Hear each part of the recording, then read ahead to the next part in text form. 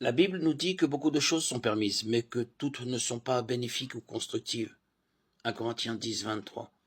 Elle dit aussi que tout ce que nous disons, faisons, regardons doit être fait pour la gloire de Dieu.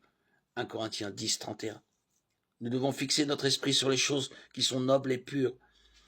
Si, et c'est un grand si, nous pouvons regarder un film ou une émission de télévision au contenu douteux et être toujours en accord avec ces commandements de la Bible, alors il est difficile de voir un mal dans cela.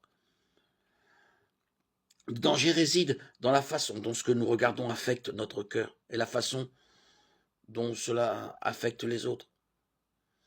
Pour nous-mêmes, si la scène que nous voyons suscite un sentiment de convoitise, de colère ou de haine, alors nous avons péché. Nous lisons dans Matthieu 5, 22, 28, « Mais moi, je vous dis que quiconque se met en colère contre son frère mérite d'être puni par les juges.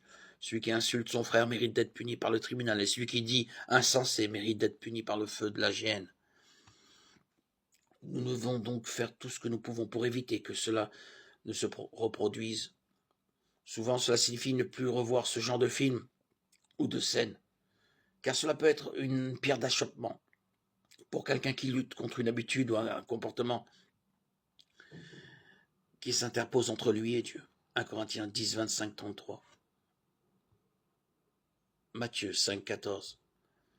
Vous êtes la lumière du monde. Une ville située sur une montagne ne peut être cachée. Romains 14, 13. Pourquoi ne nous jugeons plus les uns les autres, mais apprenons plutôt à ne jamais faire de scandale ni d'obstacle à notre frère. En tant que membres du Christ, nous devons être une lumière pour le monde et un saint exemple de ce que Dieu a fait dans nos vies.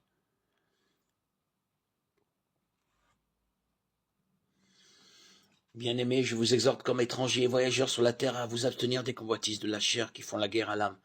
Ayez une conduite honorable au milieu des païens, afin que là où ils vous calomnient, comme si vous étiez des malfaiteurs, ils voient vos bonnes actions et glorifient Dieu au jour où il les visitera. 1 Pierre 2, 11, 12. Si nous allons voir des films qui sont remplis de violence ou de scènes qui ne correspondent pas à ce que la Bible nous enseigne, nous ne permettons pas à la lumière qui est en nous d'éclairer le monde. Et nous participons à ce monde obscur.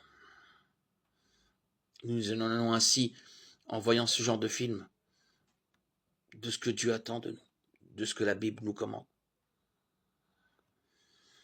Alors comment savoir avec certitude si ce que nous regardons est bénéfique ou non? Lorsque nous devenons disciples du Christ, nous recevons son Saint-Esprit pour vivre en nous. Acte 2, 38, 2 Timothée 1, 14. Jésus nous dit que cet esprit nous guidera dans toute la vérité. L'Esprit de Dieu nous guide notamment par notre conscience. Si votre conscience vous dit que ce que vous regardez est faux, c'est probablement le cas. Romains 1, 12, Jean 16, 13, 2 Timothée 1, 14.